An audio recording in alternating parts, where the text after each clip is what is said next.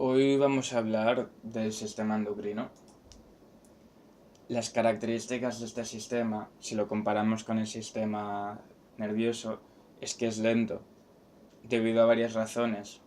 La principal es que tiene que transportarse por la sangre, y el flujo sanguíneo tiene una velocidad en concreto, ¿no? Por otra parte, la señal tiene que ser traducida.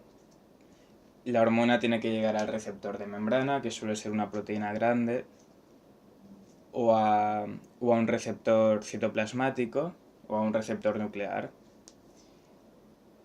Vemos que la liberación de hormonas mínima, hablamos del orden de microgramo o incluso picogramo.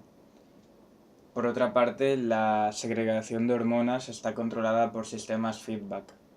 Normalmente es negativo este sistema, pero en ocasiones encontramos feedback positivo que se regula por disminución del sustrato.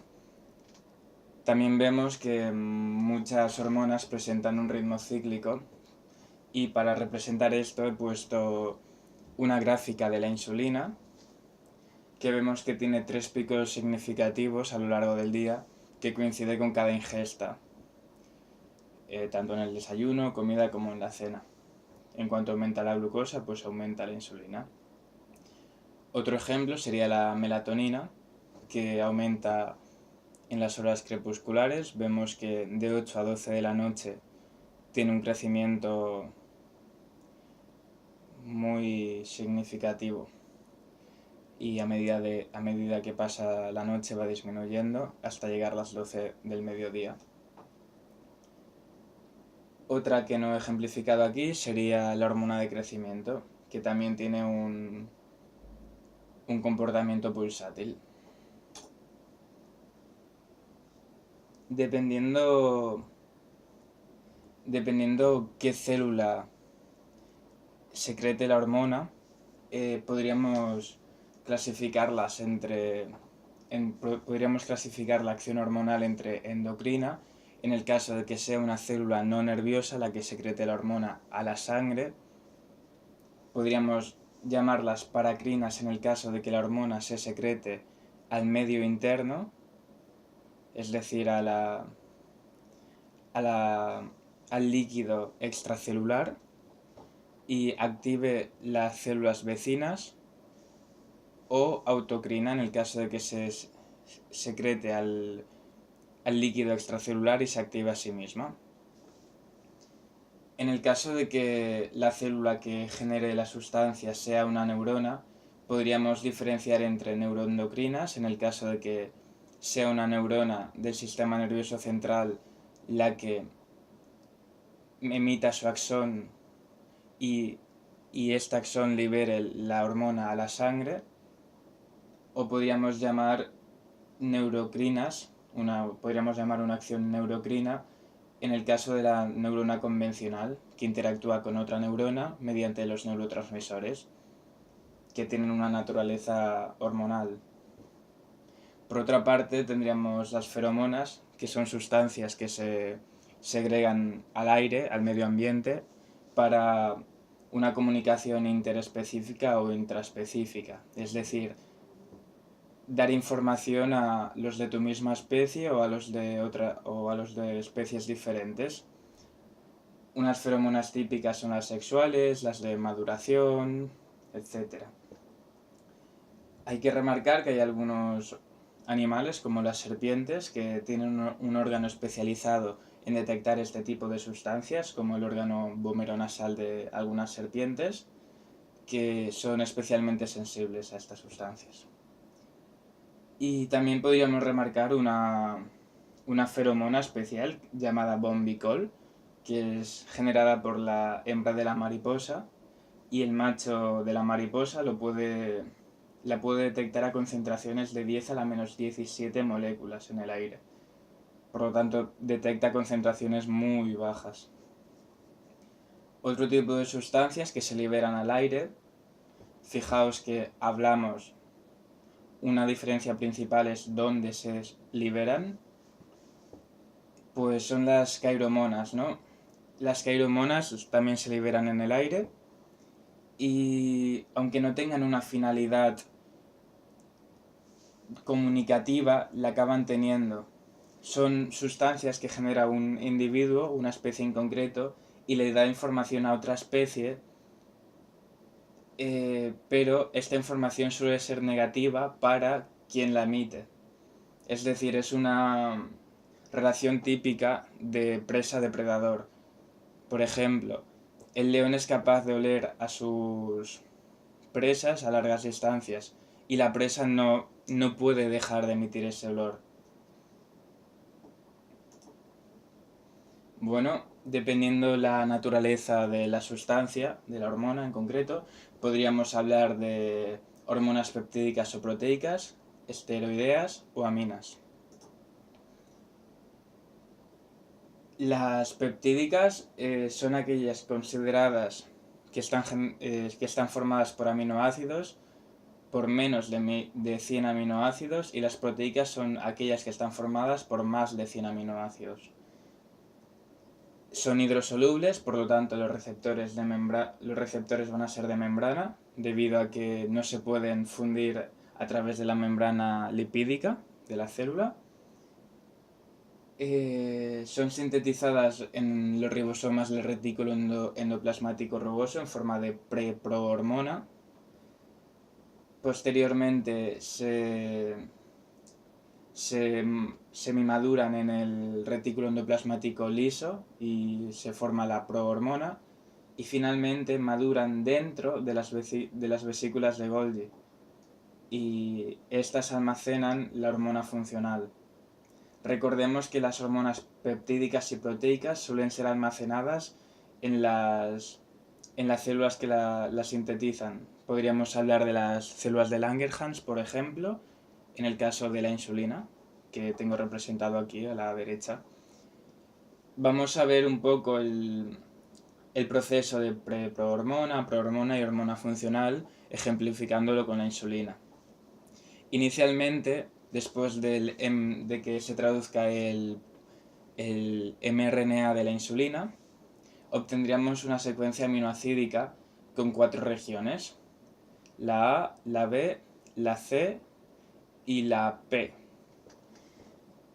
Esta región P simplemente tiene una función de que esta molécula sea transportada al retículo endoplasmático. Una vez pasa por el retículo endoplasmático, se quita la región P, y posteriormente dentro de las vesículas de Golgi se quita el péptido C y se obtiene la hormona funcional, que es acumulada en las propias vesículas. Vemos que su estructura tiene 2 puentes disulfuro. Esta estructura es bastante conservada en los mamíferos. Si pasamos a las hormonas esteroides o esteroideas, podemos ver que están sintetizadas generalmente en gónadas y la corteza suprarrenal a partir de la molécula del colesterol. En algunas especies también son sintetizadas en las placentas de mamíferos embarazados. Vemos que, como ya he dicho, que se generan a partir del cortisol. Se separa de su cadena radical de 6 carbonos y pues se obtiene la pregnenolona, y a partir de esta se obtienen diferentes hormonas como el cortisol, la testosterona y etcétera. Todas estas tienen en común que tienen 3 anillos ciclohexano y un anillo ciclopentilo. Son liposolubles al provenir del colesterol, por lo tanto, sus receptores suelen ser intracelulares, ya sean dentro del núcleo o en el citoplasma. No se suelen almacenar en las células que las generan, a las hormonas, sino que se van formando constantemente y liberando inmediatamente tras su formación.